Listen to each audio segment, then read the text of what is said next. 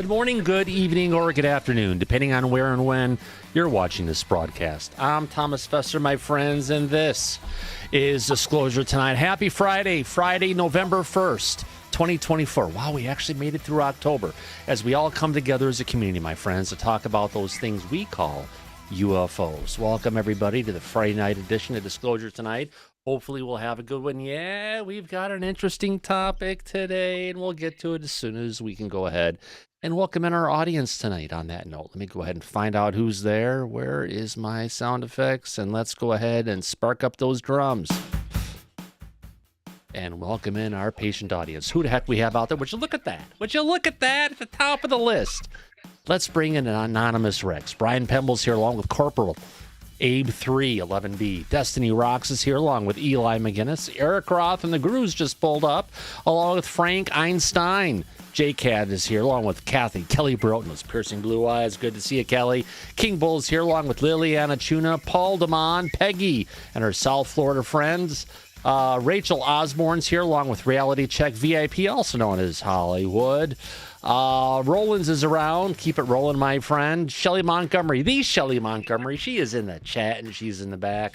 Can't wait to see what Peggy's going to be bringing out later on. I think Niles Guy, Metal Gaming, just popped up. How about that? Sully's here along with the super unknown Two Heads. 666 is here along with Wildcat Mahone and Yankee 58. What a great year. What a great year. Almost a good age, but not there yet, my friends. Someone might be on this show, but, well, at least well past that. On that note, it's friends, it's time to welcome our friends from the back. Who the heck do we have there? Oh, let's go ahead and take and welcome in our remote viewing targeter. Let's welcome in the one, the only, Laura Campbell. How's it going, Laura? It's going great, Thomas. I'm a little exhausted from sugar high from leftover Halloween candy, but I'll get through the night. Yeah, it started pouring here, and we lost all the trick-or-treaters, so I've got way too many full-size candy bars left over. We don't do the small ones. You know, you gotta be the legend in the neighborhood. You know what I mean? Yeah, I know. I did that last year. I went cheap this year, though. I got the small, but I gave them two. Oh, there you go. There you go. Fun times ahead. Also, I want to welcome in a new friend in the back who's been in the front chat for a bunch. Let's welcome in our friend Corporal Abe 3. How's it going, Corporal? It is Corporal, right? CPL? You're muted. Yeah, it's Corporal. Nice to finally meet you, Thomas. Nice to meet you as well, my friend. I looked in there. I was like, oh, he made it in the back. Thanks for coming in, my friend. Also in the back. Finally made it. I said I was going to. Thanks. Awesome. Great to have you here. Also, we've got another one of our friends, regulars in the back. Let's welcome in our very old Hollywood Harold. How's it going, Harold? Top of the evening to you. We missed you on Halloween night, man. Yeah. I'm gonna do all right. Yeah, exactly. I got you, my friend. Yeah, we usually get all in the Hollywood thing for the last several years, at least 3 years probably.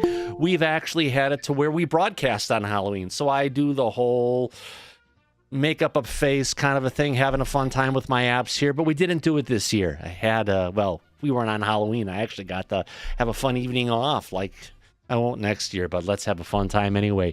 On that note, let's also welcome next our dear friend Huskers is here. How's it going, Huskers? Doing great. Glad to be able to join the show tonight and looking forward to the discussion. Thanks. Absolutely. Also, we have another one of our friends coming from the great state of Ohio. Let's welcome in Matt Ramone. How's it going, Matt? What's up, brother? I'm finally off and can't wait for the show tonight. I didn't get any trick-or-treaters because I live in the middle of a cornfield, so... Yeah. But I think you live in a house, though, right? Not just in a cornfield? No, I live in a cornfield. Yeah. And you're not even panting. I am amazed. Yeah. It's good corn. Absolutely. Also in the back, we've got another one of our dear friends. All the way, turn the world upside down. And let's target Australia. Let's welcome our dear friend, none of your business. It's actually our very own Susan Ford. How's it going, Susan? Deliriously well. And yourself, Thomas? Oh, feeling a little bit better. It's been one of those days, I tell you. I have one of those weeks, months, years. It's called age. Yes. Also, let's go ahead and welcome in another one of our friends, Rick Roberts. How you doing, Rick? I'm doing good. I'm coming off the Reese's crash right now, though. Oh, there you go. Need more Reese's. Yeah, your eyes are twitching, my friend. Absolutely. And that, well, let's turn off the back music and well. Let's welcome in our very own officer, Stadenko of the New York Narcotics Squadron. No, it's not that. It's actually Mike Disclosure. How's it going, Mike? Oh, it's going well, Thomas. Seems like we're going to have a really fun Friday night show for everybody tonight. Looking forward to it. Yeah. What a week, huh? Oh, I'm telling you, it's been interesting. Oh, yeah. We have a lot to talk about. It's going to be fun for everybody. Yeah. Fun is a good way to put it. Well, how do we start this? Well, we could jump right into it, or we just can. work our We way can. up to it. Our dear friend and confidant, we could all call him that. He's our dear friend and confidant of everybody in Disclosure, Lue Elizondo. You know, he had his one of his recent talks that he's having where he's bringing it out to the public, right? We've talked about that one a bunch. He is, well, he was in Philadelphia, Pennsylvania for his first talk. Some of our friends were there in the audience, sent us some great pictures and everything. But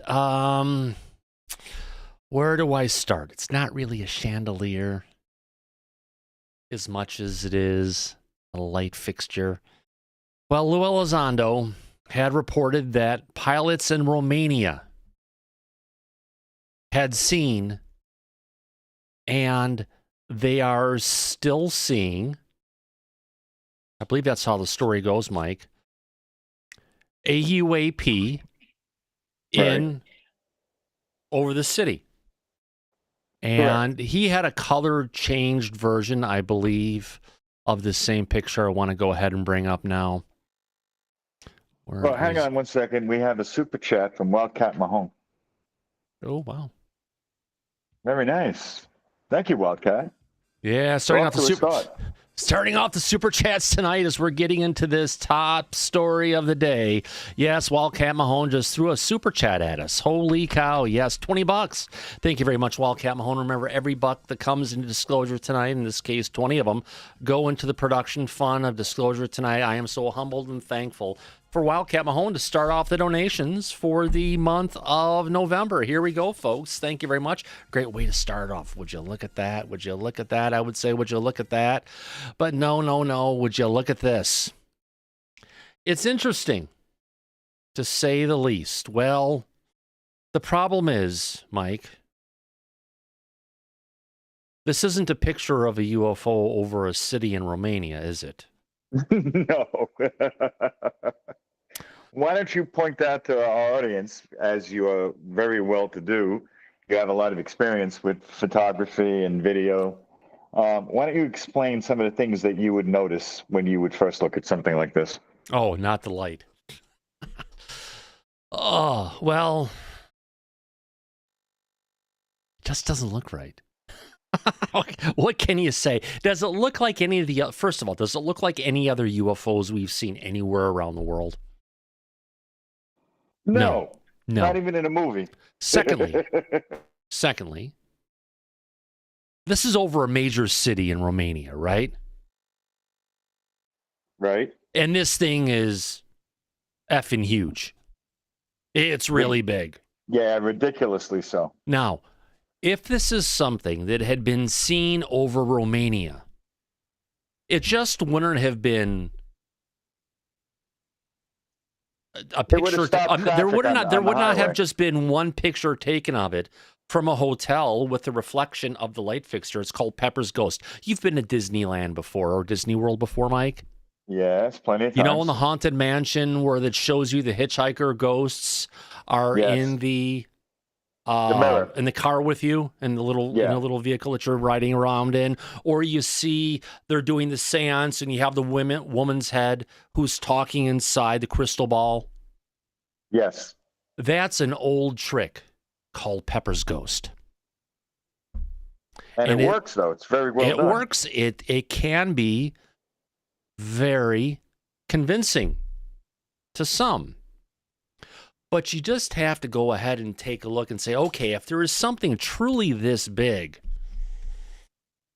that's going on in the skies over Romania,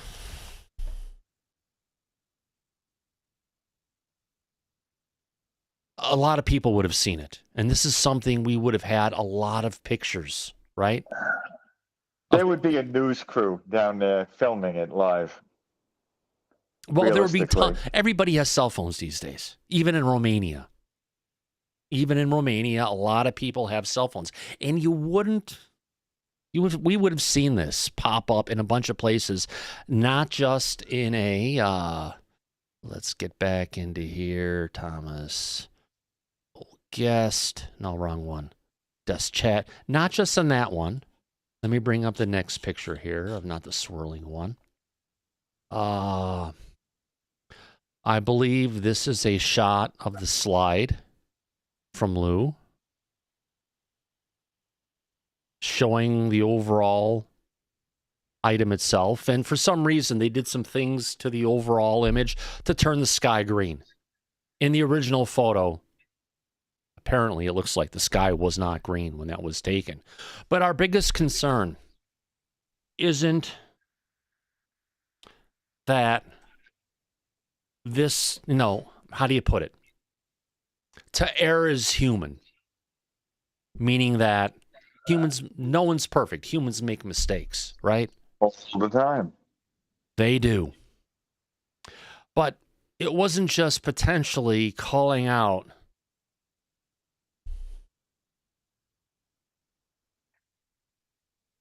the light. Is it at the top of my list? The light, a light, potentially like that, as a UFO. There were also comments that were made that the pilots had seen this, and they're seeing this, pilots. It wasn't pilot, they were plural. The pilots have seen this on a regular basis, and they're still seeing it today. But it's not real. So, what about those pilots, Mike? Right. And the source that got it to Lue. So that's right. It's a touchy situation, to say the least. But it also goes and shows that even the best out there can sometimes be shown a picture and they rush to get it out in a presentation, and it may not 100% check out. The most important thing is he kind of owned up to it, didn't he, Mike? Yeah, he did. He came forward and accepted the mistake. Yeah. That he did. No, I think I have an audio recording of Lue up on the stage talking about this. Now, this is done by a viewer. It was shared with, let me get this on the old television set, because it was shared on another live stream who isn't the most friendly with disclosure tonight. I'll say that. I think I can say that. Yep, you can. All right. Oh, screwy duty. All right, so let's get Lue up here on the stage. Let's go ahead and show this. It's flipped and everything. Let's play up the audio and let's go through this. What Lue exactly said about this, so there's no question. No, Lue did not present it as fake. Correct? He presented it as something real. Right. Trust me, there's plenty of stuff we can go ahead and show that's fake. We see it on Twitter all the time. Before we get there, Rick, I need to continue on with this. Let's go ahead and play this little clip here. Here we go. The audio's all the way up so people can hear. Here we go. Real photo. Let me tell you a little bit about this. And then we're going to open this up for some discussion. We were having pilots, military pilots and civilian pilots in Eastern Europe and in the Middle East report what... Oh, God. So it's military and civilian pilots. in the Middle East. Unimaginably seemed impossible. They described it as literally the mothership, looking like the mothership from Close Encounters of the Third Kind. Now, if any of you ever seen that movie, remember the very end, this huge mini city floating in the sky and turns upside down. It looks. Guess what we caught in Romania in 2022? By the way, the U.S. Embassy. That. Now, is it atmospheric anomaly or something like that? I suppose so. I've talked to some of the pilots, and they'll tell you that's what they saw, and they continue to see it. Okay. So there's a whole lot. So the pilots saw it, and they continue to see it. Okay. More here, folks. I just want to give you kind of a small taste. Okay. Small taste. Now, since the truth on this got kind of brought front and centered, this has kind of turned into a controversial thing at this point, just like our title says. Exactly. It's not just that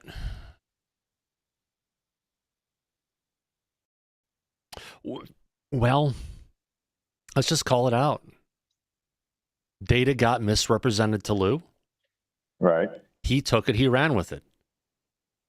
Now he didn't say the pilots told me, right? He said the pilots said. And if he got this from one individual, and this individual went and said the pilots said this or the pilots that said that, basically Lue is taking that information and just punting it downfield, right? Right. Yeah. I think King Bull named this one out. Lue needs to name the source.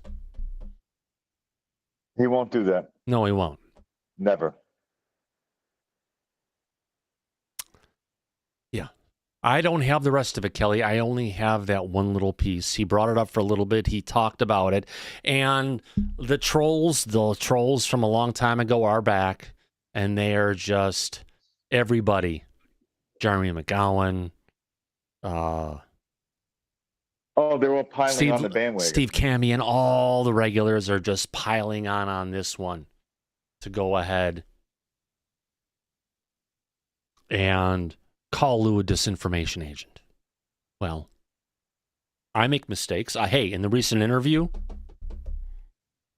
I was 2014. It wasn't. Yes, I said the Tic Tacs happened in 2014, not 2004. I screwed up my dates by a whopping 10 years. Now, the rest of the story, Mike, that was correct and on the ball. That's right. It was. Yeah. But Lue said before, if he ever makes a mistake, he'll own it. And that's exactly what he did on Twitter. And boy, did he take a lot of heat. He didn't respond to a lot of the heat, but he did respond to a lot of the comments that are out there, and flat out, he said it. He made a mistake. What's your thought on this, Mike? It's really hard to judge. I mean, look, the old saying goes, judge not lest ye be judged. Or people who live in glass houses shouldn't throw stones. But I will make a comment about Lue is not exactly a layman. No. If it was somebody who wasn't familiar with how this works and they made a mistake like that, it would be chalked up to a simple mistake. A lot of people have been pointing out since this occurred that Lue should have been more aware. And for some reason that I can't explain why, because I can't speak for Lue, why he wasn't and why this occurred in the first place.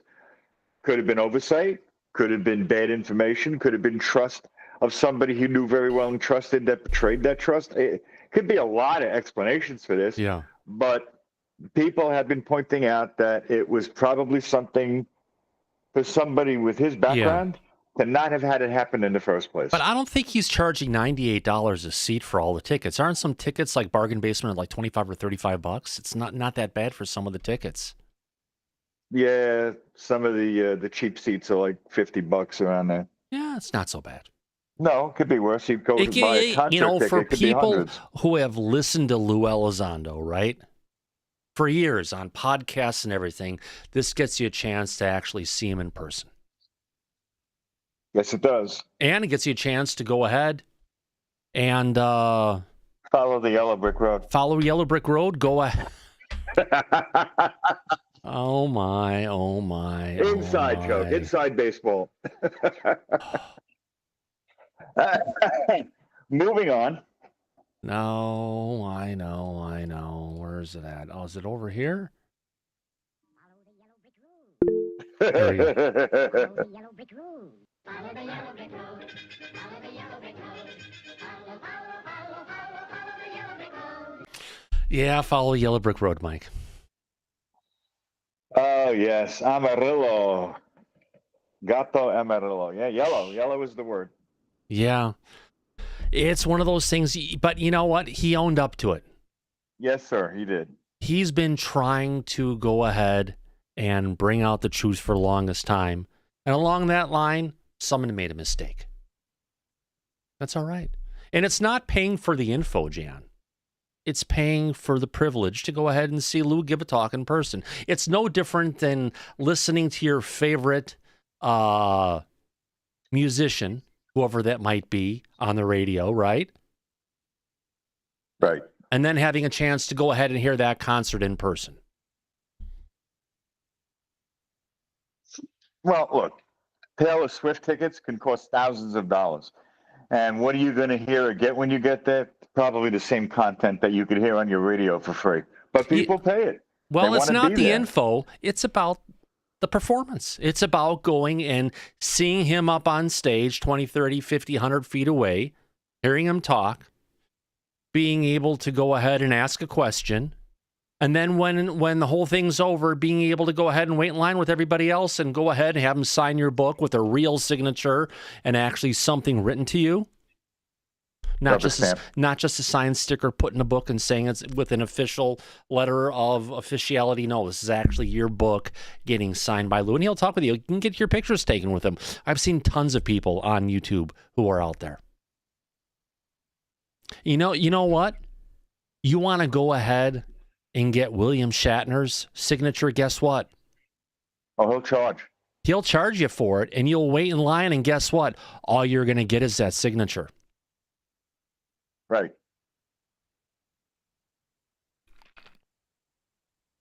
And it won't be cheap, and he won't write anything extra in it. At least if Lou is there in person, he'll scribble something if you want to a family member or something. Yeah. That's true. At least you get what you pay for. Yeah. You know, it's Stephen Form's Dreamer says, it would seem like a smaller private venue for us UFO geeks like us. That's kind of what the venue was like up in Pittsburgh. And I'm sure a whole bunch of the other venues are going to be small as well. So it's a very intimate setting, I would think. Oh, no, absolutely. So, Rick Roberts, go ahead. A couple things I want to add to this. I mean, I understand mistakes happen, and I'm happy for the community. I know we could say the community's toxic, but like situations like this are great when they're able to vet the picture and determine the cause. It's awesome the research that people did on this, and we got to applaud them, even though we all want to believe. This reminds me of the Kelvin photo too. It's like you look at the Kelvin photo, and some will say that it's a UFO being escorted by jets, but then you also someone say it's a rock sticking out of a reflection of a lake. And when someone said it was a rock sticking out of a reflection of a lake, I'm like, I see that. I don't see a UFO. And but with Lou, though, I would just expect him to vet it a little bit better. I expect a little bit higher standard from Lou when he gets information and he's, putting it out like they're saying he has witnesses and such like that. He just dug himself a big hole. It came from a source. Lou doesn't have witnesses. That source had witnesses. So he was going on the validity of the person that he trusts. But there's that old saying, Rick, trust but verify. Yeah. But Do we know remember, how old that- Lue doesn't have a huge organization behind him. It's Lue Elizondo. And granted, there's a UAP disclosure fund. There's a bunch of other stuff, but it's not like Lue has a staff of people. It's Lue and Jennifer for the most part, for a lot of things that go on. So he's only as good as the due diligence he puts into it. And you know what? He's been a busy guy with all the media tour he's been on to try and sell his book. I'm not trying to make excuses, but it's at least he owned up to it and tried to clear it up, I would think. Which we can appreciate that. When was that presentation? Do we know, is it like recent? Is this part of his book tour that he recently discussed that, or was this something older than that? I think we covered that on Monday, didn't we, Mike? Yeah, we did. Yeah. We covered that on the last show. That was recent within the last week, I believe. It was.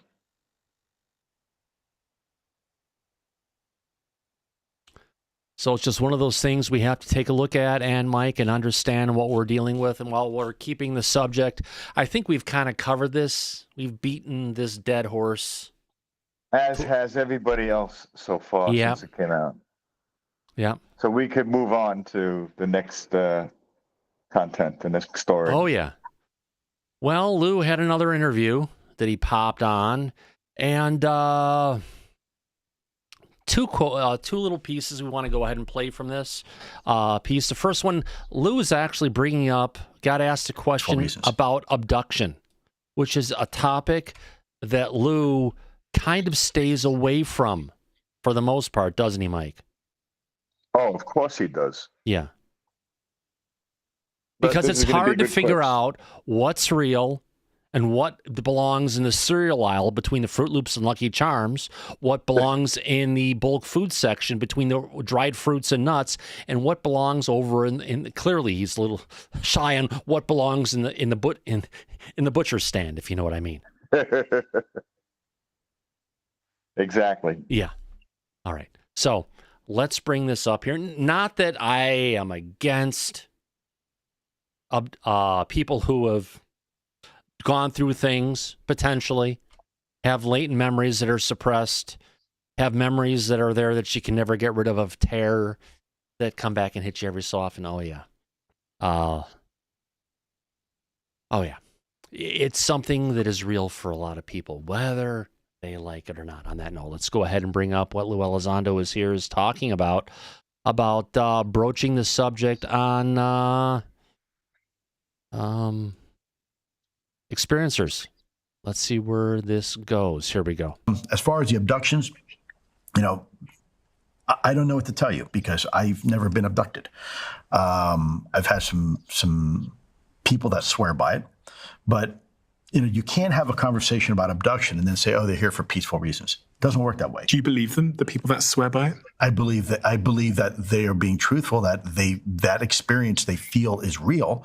I don't think they're lying. But the question is, you know, Did it happen? Is the question? Yeah, I can't say because I wasn't there. But I can tell you that we definitely have people that have had experiences where they are now on U.S. government full medical disability in writing. As far as the abductions, okay, so there are people who are on full medical because of the exposure they've had to the craft. Now, speaking about what I went through as a kid and what I experienced in a call with Lue, he said, "Don't feel alone." I've heard the exact same story from people in the military. So a little bit more than what he's talked about here, but it's something that goes on, and at least he's trying to somewhat address it, eh, Mike? Oh, exactly. He is. But he takes it up to the line. So yeah, play this clip. Yeah, this is the next one where he talks about whether the government has killed people for leaking classified information about UFOs. I believe Rick Doty referred to that as the termination clause, Mike? Yes, he did. And during the last UAP public hearing, David Grush also referred to that. Mentioned people were killed who violated the trust and the classification. Yeah. But remember, in the case that a company or a government is breaking the law, Non-disclosure agreements do not apply. That's in the law, Mike. Oh, I know. You're right. Technically. But who's going to prosecute them? The DOJ? They haven't done it yet, have they? Yeah. That's the problem. Well, I haven't done this in a while. Done. It's fun. Oh, and they do vanish. They do vanish when that happens. Okay, let's move on. All right, so on our next one, yes, we will do you, Lee. We will do you. Right, Mike? Absolutely, Thomas. Hello, Lee. How you doing? Caught you. Kicked you out.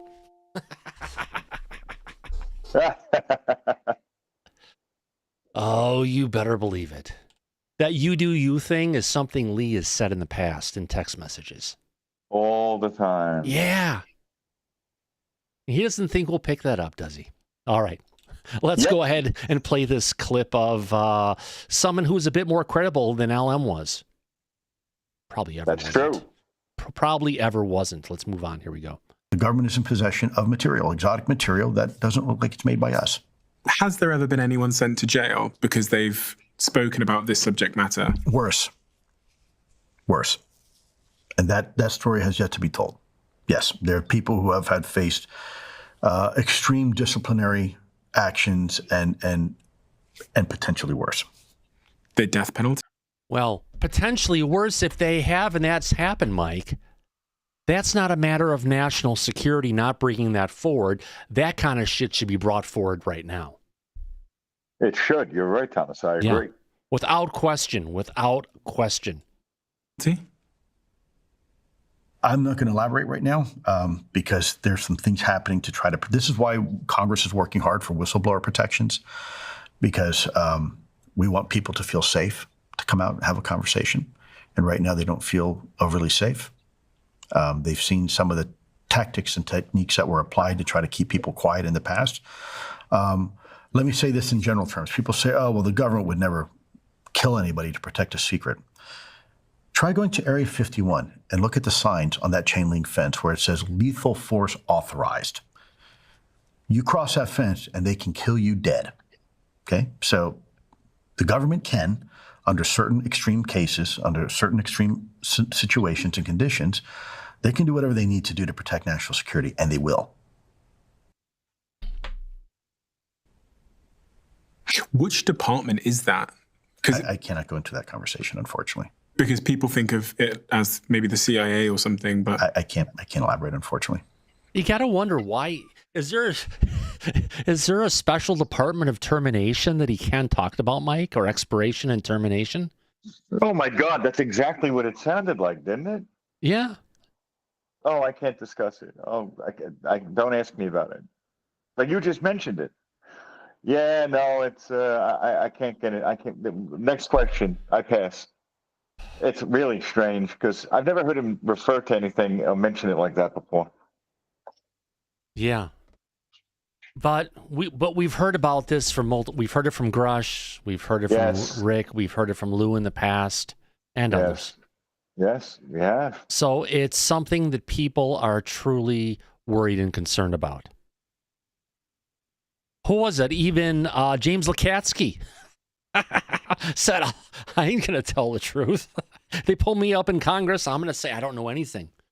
They're going to ask me if I know a Dr. Jim Lukatsky, and I'm going to deny ever hearing that name before. Yeah. Under oath. Which he said on Corbell and Knapp, which I found actually very truthful. That's what they do. Yeah. Because they're authorized to speak and lie even when under oath because of national security.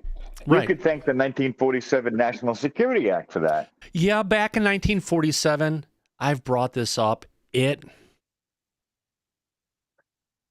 was the end of America as we know it, really. That's when we ceased to be the United States of America, and we actually became the national security state of America. Exactly. We lost a lot of freedoms when they passed that into law. Oh, yeah. Under duress, we got to pass this. We got to get it there. It's a matter of saving National us security. at the time from the Russians, or we had just took care of Japan, but the others. after the Second World War. Yeah, we had to deal with the new Cold War. Yeah. And communism. So they passed that into law, and subsequent legislation like the 1954 Atomic Energy Act that buried everything under the Department of Energy without any type of FOIA or congressional oversight. And it was put together in a way that prevented even the president the ability to go and declassify anything. Right. Apparently, King Bull says George Knapp's documentary comes out on Netflix on November 8th. Can't wait. Apparently, program whistleblowers are on it. Who was that whistleblower we just covered, Mike? I wonder if he'll be on it.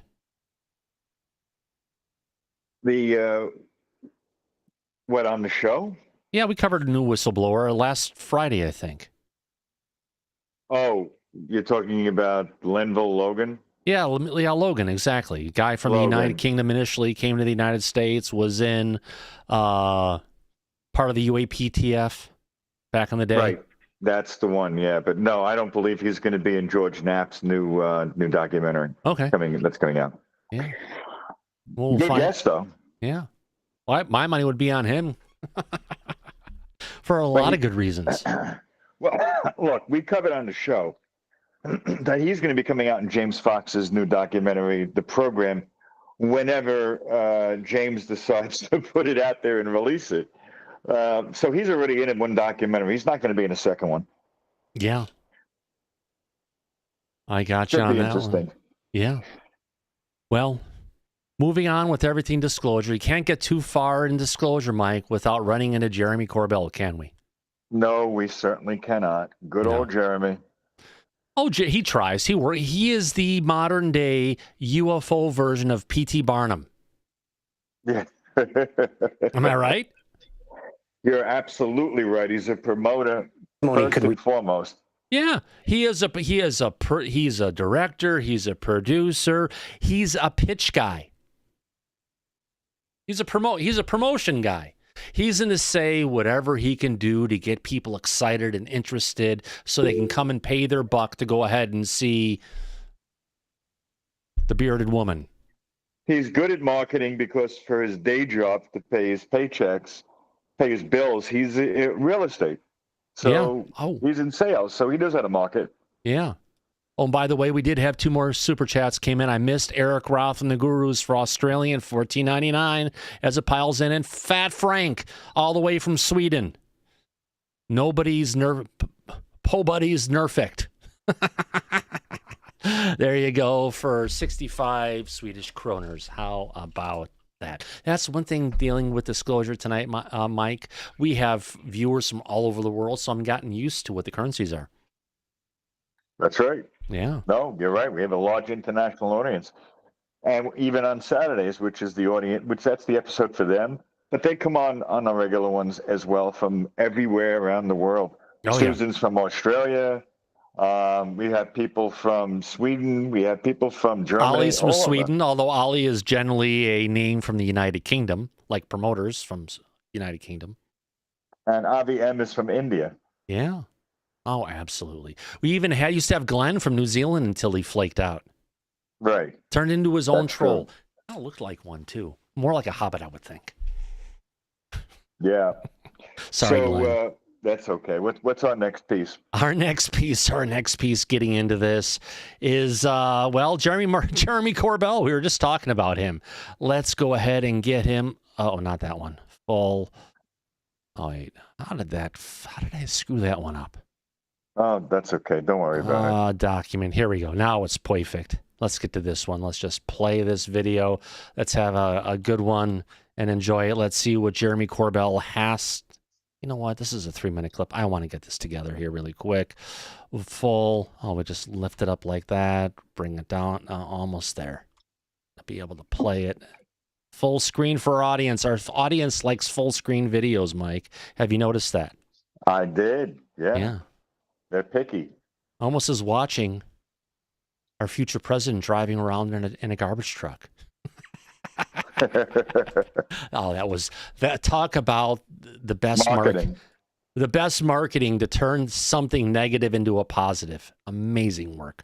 All right, let's go ahead and play this clip. Here we go, folks. Here we go. This hearing, what kind of testimony could we see there? Right. So we are in a crisis right now of journalism in America. And there are a lot of attempts right now to stop witnesses, firsthand whistleblowers to UAP, from testifying. Now, we also have people fighting to allow for that. So the world, one way or the highway, is going to catch up really soon about UAP. George Knapp, my mentor in journalism, and I have been giving briefings on the Hill as recently as today, watching this unfold, just like everybody else at home. I will tell you this. This is the message, and it's already been said by Representative Nancy Mace. Come hell or high water, the hearing is on. Nothing can stop it now. Nothing can. And truth. Mike, I have to interrupt this midstream. Go ahead. I believe this was in response to your story. Yes, it was, when he's saying that they were prepared for what's coming if they try to cancel the upcoming hearings. No, what you said was come hell or high water, we're going to have this hearing. This was right. in response to you saying that the DOD, the deep state, right, Yes. is going to be going ahead and having meetings with people Behind from the House of closed doors Representatives to try and shut down. Cancel the hearing. Exactly. Because they can't shut up the witnesses, so they figured they'll just shut the whole damn thing down. And it's not just you got that information from one source. It was verified No, by other multiple people. sources. Ross Coulthart had a source that verified it. We heard from Gary Nolan and others. And Jeremy Corbell as well. Yeah. Yeah, and others. No, you're right. So it was verified, and it was something that they had been working behind the scenes to do that we also broke and covered here on the show. Yeah. So we'll have to wait and see from now until November 13th if they actually cancel it or not. It's anybody's guess at this point. Yeah. We'll see. But if I they're think successful. everyone in Washington has gone home right now to handle the election. Well, see, that's another thing. The hearing was supposed to be scheduled after the election was decided. Yeah. But you and I both know that it doesn't matter who ultimately wins. It's going to be far from over and decided at that point. It's going to be chaos in But Washington. from what I heard, it's going to be a landslide for Trump. Hopefully it happens. It doesn't matter if it is or it isn't. It's still going to be a lot of controversy and upheaval after the election. Oh, I know. People are. There's even the Democrats saying they're not going to go ahead and certify the election in the Senate. Sound familiar from Exactly. last year? Yes, it does. From the last election cycle. Yep. Oh, my gosh. Yeah. It means here we go again, round two. Yeah. Okay, let's continue on with Jeremy Corbell. Here we go. And significant transparency regarding UAP is unstoppable. So what the American and global public does with that, that's up to them. Jeremy, if I can, I want to play a bit of what the Pentagon said about those drones flying over Langley, the situation over Langley, if you don't mind. Take a look. The number of those UAS incursions did fluctuate on any given day. But they didn't appear to exhibit any hostile intent. It's something that we, have kept our eye on. So when you hear didn't appear to indicate hostile intent, what goes through your mind? Right. So gaudy. I think for your audience, I could. But Mike, I have to ask the question. For Lue, as someone who is a very, a matter of national security above else, having these drones moving, or UAP for that matter, or UAS, whatever they're calling them, moving with impunity over our top secret air bases doesn't seem that secure for national security state. But the DOD seems to take it so lightly. Or barely acknowledge it at all. That was part of the story that we covered. Right. Exactly. So even if there's, like you said, if there's prosaic explanations for this activity, these incursions, and it's a foreign adversary like Green Street has been jumping up and down about, Well, that still doesn't let them off the hook for why could they let this go unperturbed and with impunity over restricted airspaces in the continental United States. No explanation for that. Yeah. They should have not allowed this to continue for 17 goddamn days. No, they shouldn't have, Mike. They shouldn't have. They shouldn't have had let it continue to where they had to relocate the F-35s to the Oceana Air Base. Naval Air Station. Yeah, that's right, in Virginia. Yeah. That's exactly right. Yeah. No, there's no explanation for this, and that's one of the reasons I think that they're really trying to bury it. And, UAS has become the new thing. We're going to call everything a UAS now. Or if you listen to Kirkpatrick, a balloon. One or the other. We haven't even gotten to that schmuck yet. Corporal Abe, you have your hand up. Yeah, I just want to say I'm stationed at Naval Station in Norfolk for 6 years. And every time that I hear that there was something hovering for 17 days over Langley and Naval Station Norfolk, it gives me actual chills because I understand how much of a threat it was. And so it's mind-blowing for me to hear this. Well, yeah. Let me ask you something. Since you were stationed there and you're familiar with base operations, tell me, do they not have anti-UAS technology on the base? I haven't been to Norfolk since I left the U.S. Navy in 2008. But even then, we had procedures, for things that were violating the operational area of the base. I've never seen anything do that before. And back in the day, in 2008, all hell would have broke loose. All hell would have broke loose if that was happening in 2008. Yeah. If there was drones you were in the Navy, so let's say you were aboard a vessel. Mike, they actually do have the Ghostbusters, the packs for trying to shoot these things down, and they had no effect. They do. Plus, I was going to remind. That's what I heard. Corporal, I heard they did employ some type of defensive measures, but nothing was effective. Nope. So that's even more terrifying for me. Because they were not operating those objects on the same frequency that's used by commercial drones. Had no effect. Well, that's not frequency. It's called electricity. And the way some of the stuff works is it will put the stuff up there. It's not a frequency. It's an incomplete band. And what they're putting it out there should short out anything with electronics, and it's not. But that was the explanation that came out of the DOD about this. Yeah. So now, correct me if I'm wrong, but if you're aboard a vessel at sea and you have these drones that are within the operational area of the ship, if push comes to shove, I know that they're equipped with 12-gauge shotguns. They'll use kinetic weapons to take these things out of the sky, won't they? I was aboard a carrier, and we had something over our ship. I'll tell you right now, we got the fuck out of there. That's all I'll say. We got out of there. We didn't fight. We ran away. I guess discretion is the better part of valor, right? As the saying goes. We ran away. It was that scary. And for me at that point in time in my life, I couldn't understand why we were running away from that, but we don't run away from the terrorists that we were fighting more. So, it's a big mind. My mind is blown because of this Langley report thing. Yeah. And we covered it, and it's the truth about what's going on, and they just want to bury their heads in the sand. It's not.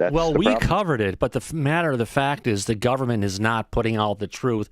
As Tim Burchett would say, it's a cover-up. Yeah, or as we say here, don't listen to them. Yep.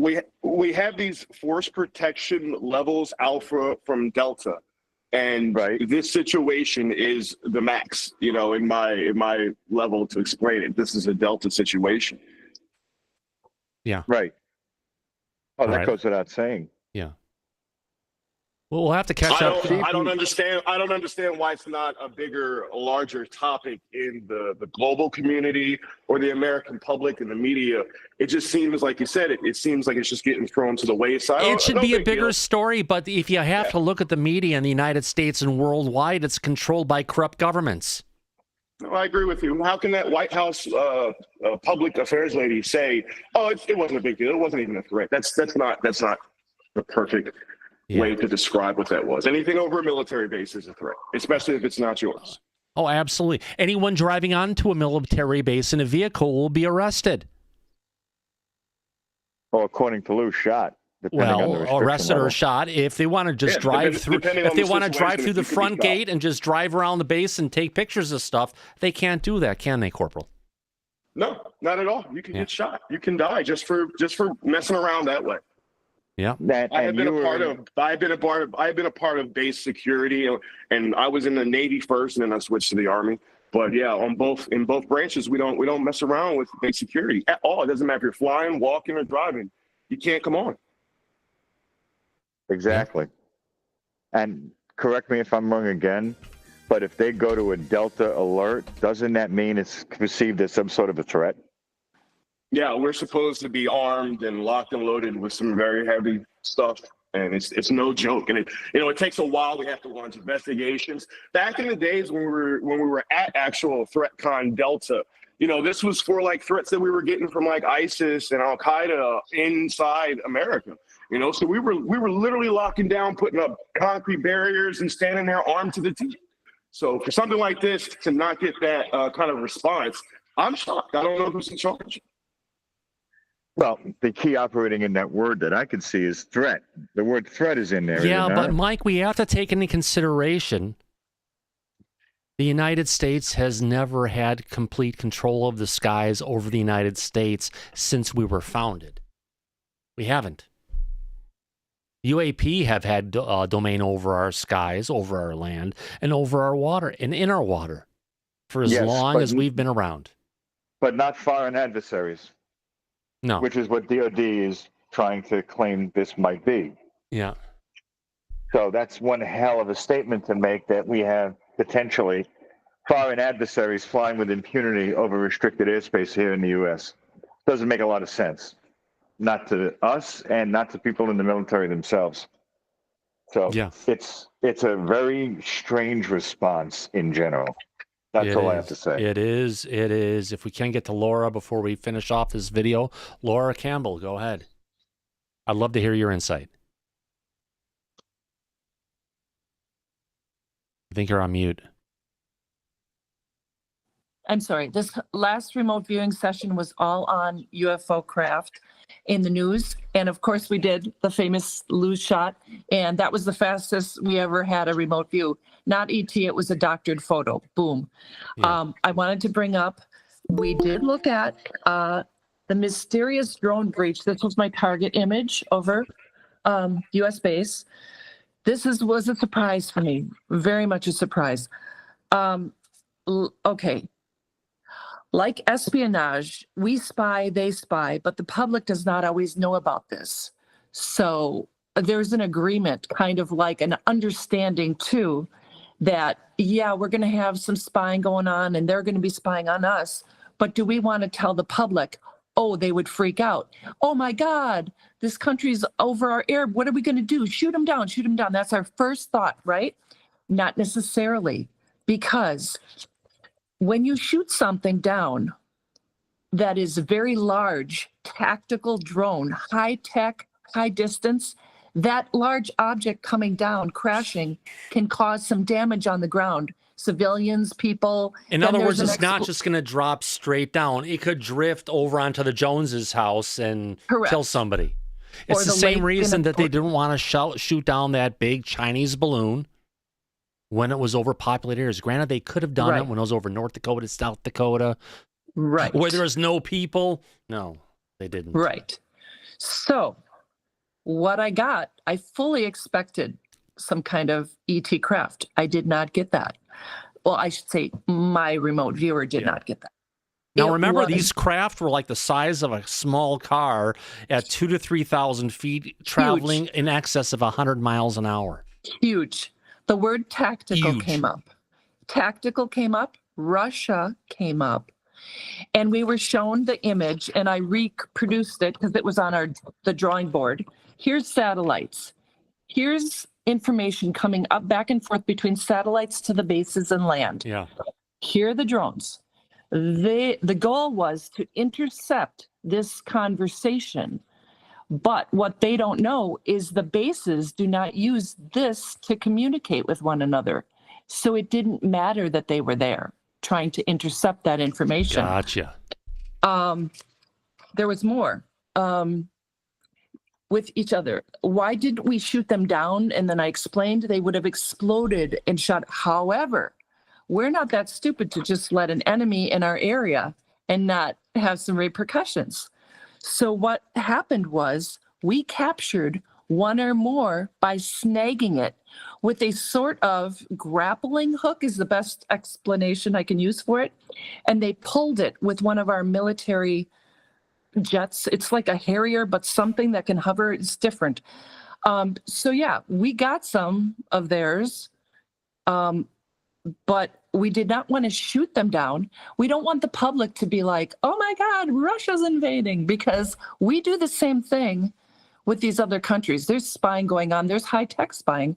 So yeah, that's what I got from it, from that particular one. And then there's more that have been in the news that we looked at that I can talk about later. Okay, including cool. that base underwater. Okay. Ooh, near Isle de Guadalupe. Let's go ahead and let's continue on this clip and let's watch the rest of it. Here we go. Where's that at? Oh, video full. Okay, here we go, everybody. So when you hear didn't appear to indicate hostile intent, what goes through your mind? Right.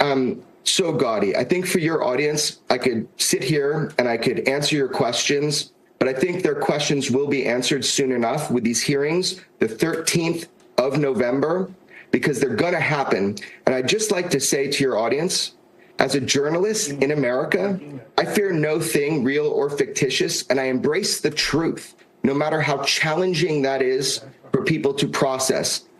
So look, man, UFOs, UAP, there are incursions on sensitive military installations. In fact, I've reported with George Knapp and you, Gaudy, a lot about that.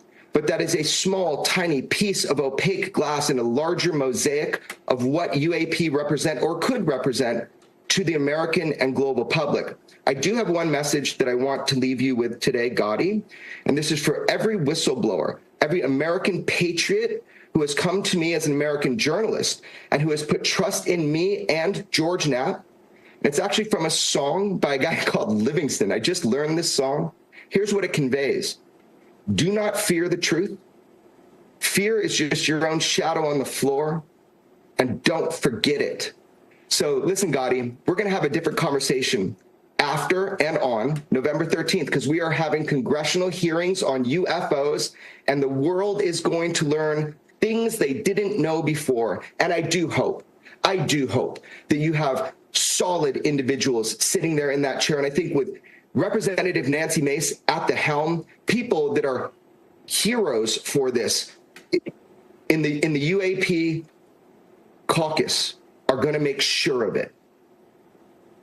Fingers crossed. November 13th. Maybe we'll get some straight answers then. Jeremy Corbell, thanks so much for. There we go. That was actually a decent interview, Mike, with Jeremy Corbell. Your thoughts? Oh, no. Sometimes Jeremy will have some interesting things to say on this topic because of his involvement with George Knapp and the access to information that they get behind the scenes. So, yeah, if you listen carefully, sometimes you'll get some interesting things from him and George Knapp. Yeah. It's definitely worth the listen. Absolutely, absolutely, Mike. It's one of those things. The more you hear, the more you want to know. If I can, I just want to go ahead and remind people. Do us a favor. Here we go. Let's get it up there. Do us a favor, folks. Remember, would you look at that? Would you look at that? We only have 70 likes with 253 people watching the show right now. It's actually 260 for that matter. If what are we doing wrong? If you're having a good time, folks, do us a favor. Give us a thumbs up or a thumbs down, one or the other. The more interaction we get, good or bad, sends a signal back to YouTube to let them know, hey, people are interested in this show should be shared with more people. More likely, if you're on the show, you haven't subscribed to us, do us a favor. Please subscribe to Disclosure Tonight. We'd love to have you here as a regular on Disclosure Tonight. The only way we're going to grow this show is by new subscribers, and we'd love to have each and every one of you out there who are new to the show that haven't subscribed yet. And let's remind them that it's completely free to subscribe, and we even offer a double your money back guarantee. That's right, Mike. Double your money free. That's right. It costs nothing to get out the door, and we'll give you twice the cost of nothing if you don't enjoy. That's right. Oh, Tamisha is in the audience again. It's been a while since we've seen Tamisha. But wait a minute. We've got someone in the back who's a regular here on Disclosure Tonight with his hand up. Nick, you have your hand up, my friend. Yes. Are you gonna let's see the article I sent you. Maybe. We'll see if we can get to it. I've got another video clip, though, coming up talking about James Clapper. You remember who James Clapper was, right? James Clapper, who was a former director of national intelligence. In this conversation we're going to be hearing, he actually requested all of the NSA's UFO files in 2016. Let's go ahead and play this clip. And by the way, Joelle Nuremberg, thank you very much for that super chat of $4.99. Appreciate that, my Joelle, my dear lady. All right, let's go ahead and let's get this next video up here. It's a little minute clip. Let's go ahead and play it. Here we go. The director of national intelligence, James Clapper, calls me, Mike, I need you to go through all of it. I need the team to go through all of NSA's holding all of its files, and I need everything that you have on UFOs. And I'm like, what, sir?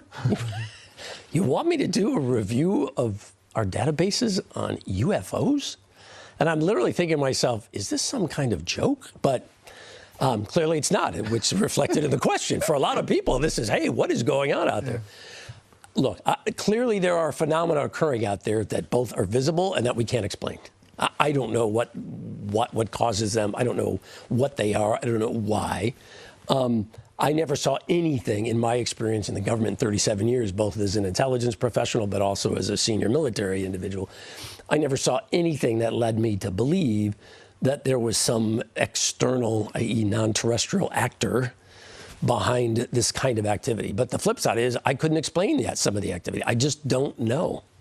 The director of national intelligence. There we go. Now, James Clapper is someone who's talked about this in the past, Mike. It's really interesting to hear people who work for him come forward with the truth on this one. Your thoughts?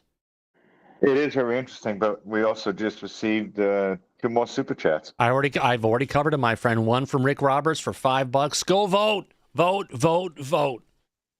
And when you go to vote, take 5 of your friends or relatives with you to vote as well. Even if you live in a state like I live in Washington, you don't think your vote counts, vote. Even if you live in New York and you don't like Kamala, Mike, you got to go vote. No, I hear you. And I'm sure that the audience will be out there. Yeah. And we'll be covering the election as well. Oh, not just the hearing, not just the UAP stuff. We're going to be covering the politics because it also plays a part in this disclosure as well. Depends on who's running the show. Yeah. Well, generally it's me, but. Well, yes, but I'm just saying for politics, it plays a part. Come on, Mocha, get up here. Come on. Oh, come give me a hug. Here you go, girl. Oh, Mocha hugs. Good girl. Everyone loves a husky, don't they? Oh, she got really big. Oh, she did. Here you go, girl. Not time for bed yet. Get down now. Here you go. All right, let's move on. What else do we have to go and talk about today? I think we may hopefully have other stuff to talk about here tonight, Mike. Well, we've been doing good so far, and, you know.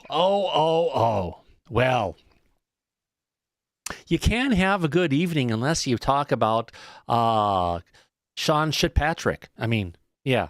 Kirkpatrick. Yep. Apparently, Sean Kirkpatrick had another interview recently. Of course he did. Yeah. Yeah. Do I have a boo here? You should. There we go. That's better. Yeah. All right. How about we ain't found? You could play that one for Kirkpatrick. It's a good one. Yeah, well, I've got a ton of sound effects. Remember, I used to make video games, so I've got a lot of sound effect libraries available at my fingertips that I've paid for in the past. Yeah. And ones I've gotten under the table, but that's all right. So, well, Sean Kirkpatrick has broken wind again. Every time he opens his mouth, the wind just starts to blow. Yes, he came out and talking about, once again, the Nimitz incident that took place years ago, back in 2004, right, Mike? 2004, yes. Oh, I won't forget that one now, I tell you. 2004. Happened in 2004. And he's saying, United States government wasn't good at preserving records back in 2004. We don't have anything. Oh, you mean all the records that were scrubbed off the plane and taken by helicopter off to Air Force headquarters? Yes, those. Yeah, that would be the one. Yep. Those would be the ones. We don't have the records anymore. Oh, did he go and check the OSAP files because there was additional research that went into it? Oh, no, he didn't go ahead and check that. But what he did say in reference to the transmedium craft was saying that, oh, yeah, the CIA had balloons they could launch from underwater. And those balloons had reflective materials on the inside so they would shine on the outside to look like something else. So once again, we have Sean Kirkpatrick trying to take one of the most monumental encounters, one of the biggest, if you want to call it, promoted events of an interaction going between a non-human intelligence craft. I'm saying it's not from Lockheed. I'm saying it's a non-human intelligence craft because remember, over a series of a week, I believe Kevin Day had said over 100 craft were detected coming in high altitude, dropping down to like 50 feet, and then going across and going under the ocean near Isle de Guadalupe off the Baja coast. And he said this went on for like 10 days. 10 days, that's what I said, yes. So, although Kirkpatrick put that out there, and kind of it was, a no-brainer for someone with no brains. Hollywood, do you have your hand up, my friend? Yeah, I'm just wondering if you, Mike, have heard anything more about this Operation Falcon Peak 2525. No. I haven't. What is it, Al? NORAD and U.S. Northcom are conducting a field capacity experiment, Falcon Peak 2525, to discover new technologies for UAS experiments for detecting, tracking, identifying, defeating UAS threats in a military installation scenario. I have not heard of that one before, Mike. Have you? I sent it to you in a DM the other day, Thomas. Yeah. But yeah, No, I heard nothing about it. To come up with threats for air, land, and sea. Yep. It sounds a lot like what was described about the unacknowledged special access program, Immaculate Constellation, Harold. Yeah. Hey, Mike, I do have a statement coming in from the public affairs officer, and we have a new public affairs officer in the DOD to make a statement about this. What do they have to say? We ain't found shit. It sounds a lot like the Arrow office as well, does it not, Thomas? Yeah, it does. But Arrow, or Arrow, whatever we want to, however we want to pronounce it. Tomato. Yeah. Moose, what are you doing? Do not eat my backpack. No. Jesus Christ, he likes to chew on everything. All right, let's go ahead and bring this up. Desktop document. Here we go.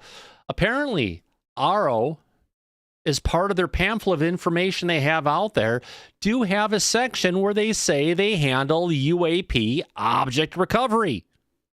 They leads RO leads UAP recovery planning and execution in close collaboration with RO and Science and Technology Group. It advises commands on the secure and safe handling, storage, transport, and transfer of UAP objects and material for RO, S&T, exploitation, science and technology. Mike, I thought RO...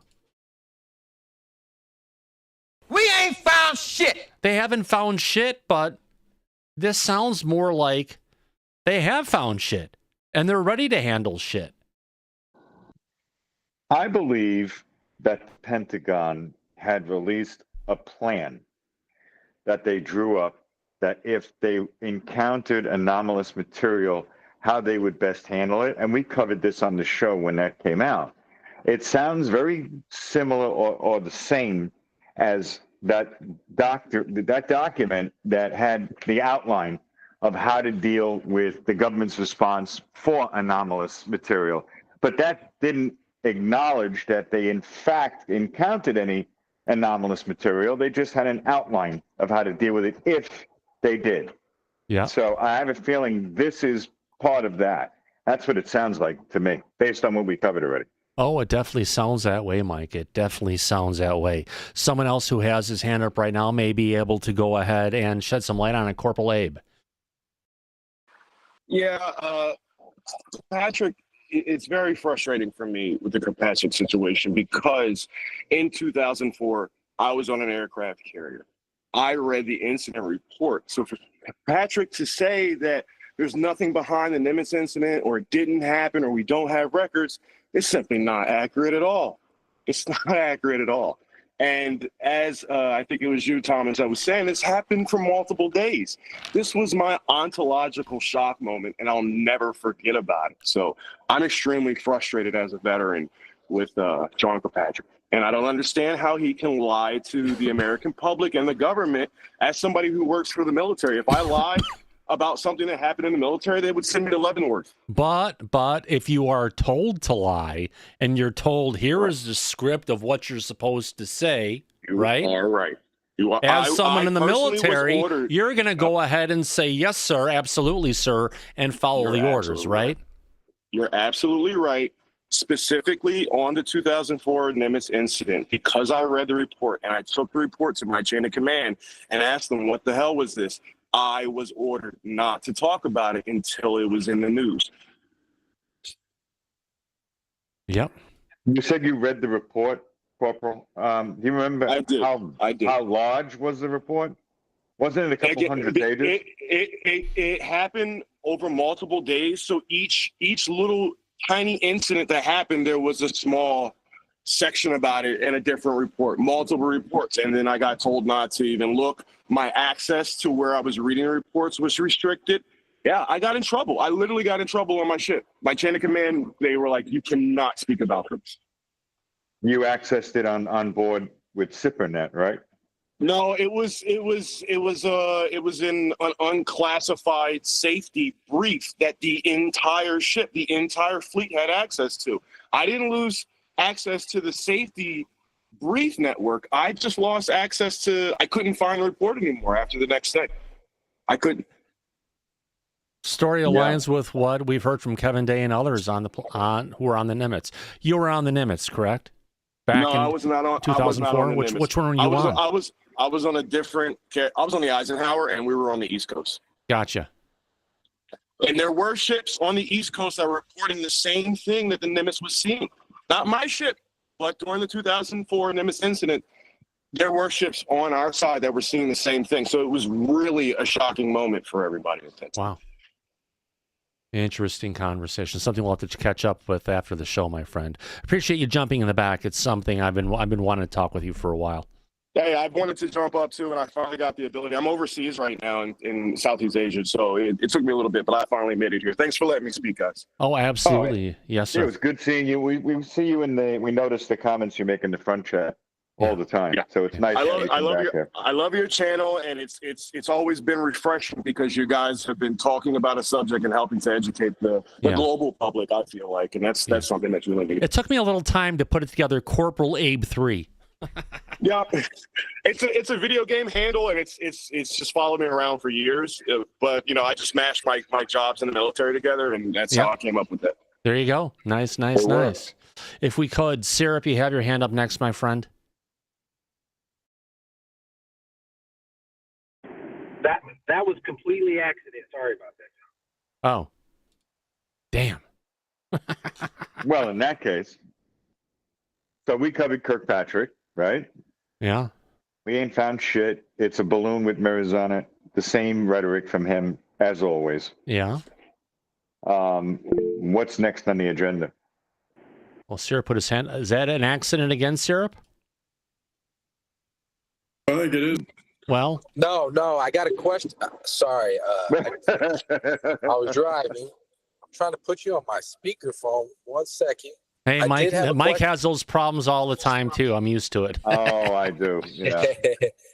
It's all good. I have a question. How come Kirkpatrick is always popping up like right before the hearings and right before because someone told him to. The amendments? Yeah. I don't know. I just found that a little sketchy, man. They probably have some dirt on him and say, "Oh, we're going to let you know about your blank, blank, blank social media account." Don't want people to know about that one, do you? Well, doesn't his gatekeeper, what's her name, Susan Goff, hold his leash pretty tightly? Yeah, based on some of the pictures we've seen from Fettuccine Split. Oh, yeah. Exactly. Oh, my God. So we know whose orders he's taking. Oh, yeah, absolutely, absolutely. Well, you know what? Talking about other things, we just heard that clip about James Clapper.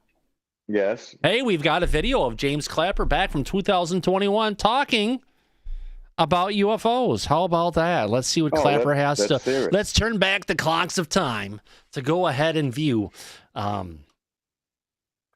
turn back the clocks of time to 2021 to go ahead and listen to James Clapper on CNN. That's a tough one. Let's get in here. Video full. Nope, I'm on document. Here we go. Let's just take it right up. This is a little minute 28 clip. Here we go, folks. Well, first, I think it is kind of, there is logic to the intelligence community addressing this, since the intelligence community has a lot of practice of dealing with ambiguity and less than complete facts.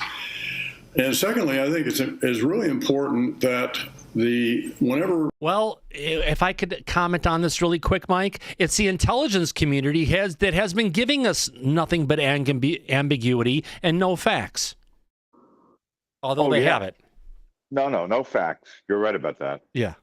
And they obfuscate all the facts that are out there and give us very little. Yeah. So let's hear what Clapper has to say about that. We witness such phenomenon that it is recorded and documented for the future. When we may gather more information and have a better understanding of what's transpiring. Could there be life out there? Sure. As huge as the universe is, we really can't reject that possibility.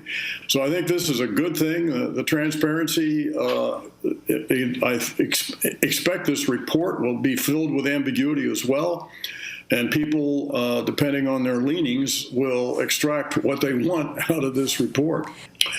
Yes, and I'm not sure why that is. The only reason to me, for classification would be if there's some sensitive method that data relating to so-called UFOs was collected. But other than that, I don't know why we haven't been more transparent about it in the past, and I'm part of that crime, I guess. And my former capacities were, I didn't insist on more transparency with respect to UFOs, but he could have. It's just one of those things to go ahead and take a look and see where we're heading towards. I don't think a lot has changed since then, except that the UFO report Clapper was talking about, Mike, was the initial report coming from the UAPTF back in mid 2021, which that was probably the best UFO report we ever got. Oh, it absolutely was. They weren't looking to bury and obfuscate everything like Kirkpatrick did from Arrow. Yeah. Like night and day between the two of them. Yeah, that was a good report. So in other words, they actually wanted to do something to bring forward the truth. They actually tried to do something because if you remember, David Grush was working for UAPTF under Colonel Colnell, and he investigated the 40 whistleblowers, the 40 witnesses. So, yeah, they were looking into it. They weren't covering anything up. No. That came out at the last hearing. Yeah. They do real work, unlike Arrow currently. They just need to get the hell rid of Arrow at one point. But that's not going to happen in the current administration. So we're going to have to wait and see what happens with the next administration and what they're going to do. Yeah. It's definitely one of those things we're going to have to dig through, Mike, and try and get down to brass tacks and try and figure out what the truth really is. As we always do, and it doesn't matter who's in power or how they're trying to hide this, we will be right on their trail and following along and covering it for the audience. Yeah. We'll bring the truth out, whatever we can get our hands on, as always. Yeah, I have to agree, Mike. I have to agree. And I think, for the most part, this wraps all the news stories that have gone on in the past week. Is there anything else you want to cover? No, I think we're good. We're at the mark that we talked about earlier, so I think we did almost a full show. And if anybody has any questions, speak now or forever hold your peace. Laura Campbell, was there anything else you wanted to bring forward before we wrap this? I can share one other UFO news. Most of them we looked at were not there. However, there were two that were UFO, and one of them was the base that they're talking about between Guadalupe Island and the coast of Mexico. Yes. That was, we think of bases when people talk about UFO bases. I'm sure in people's minds, we always think of a big human-looking like structure. No. But think of it honestly, more... I see it as something that's under the bedrock of the ocean at that particular location. It's not like we're going to see a dome city underneath the ocean kind of a thing. No, it's completely different because we're talking about an alien technology. We're talking about an alien presence on the bottom of the ocean, not a human presence. Right. Well, we did see that. Think of it more in terms of a parking lot space. We've shown this to us before. We've discussed it. There is a reef ledge that they embed themselves in. It's a rich ecosystem with heat from underground volcanic activity.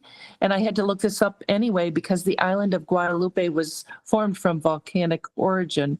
So the picture was kind of like that, where they come down and then they go in this way and they embed themselves, but they're hidden by the reef materials and things.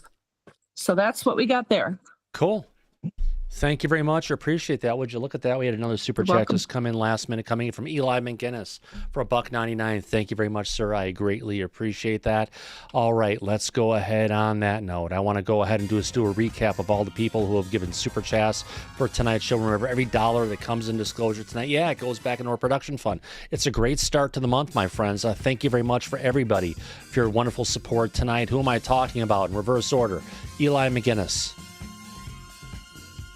Tamisha Bertrand, Rick Roberts, JD9898, Joel Nunberg, FaZe Will, Fat Frank, Eric Groth and the Gurus, and Wildcat Mahone. How about that? Would you look at that?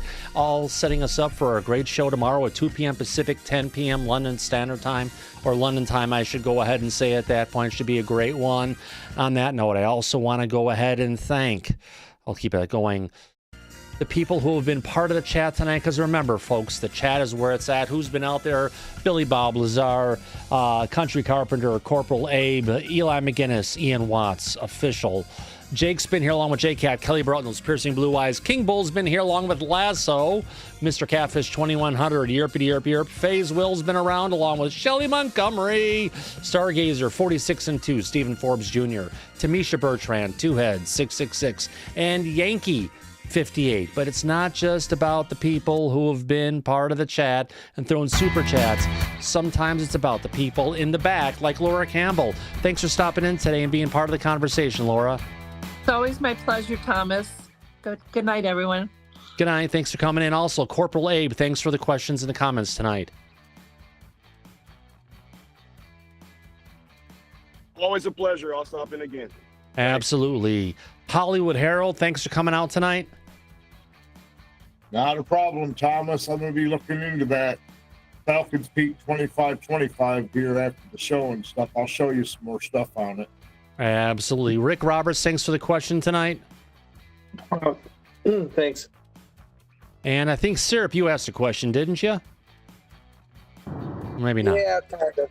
It's all good. It was real quick. No, good show tonight, Tom. Thank you, sir, very much, very much. And that takes us back to our dear friend, Mike. Disclosure, thanks for coming out tonight, my friend. Oh, I wouldn't have missed it for anything. It was one hell of a show tonight. It's a lot of fun. Oh, it's always a lot of fun. It's always a lot of fun. Especially on Friday. We cover the week.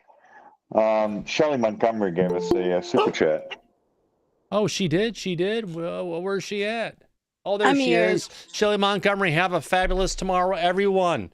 And remember, DT Disclosure tonight is the place to be. Thank you very much, Shelley. Appreciate that. Oh, you're welcome. Thanks, Thomas. Yes, and as we usually say at the end of every episode, Disclosure tonight, eyes open means we're always looking. No fear means if you see an alien or something else, don't be afraid, period. You got to keep your cool, because if you're afraid, you're not going to think right, and they're going to screw up.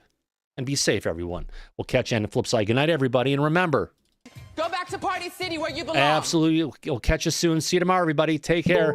Bye-bye.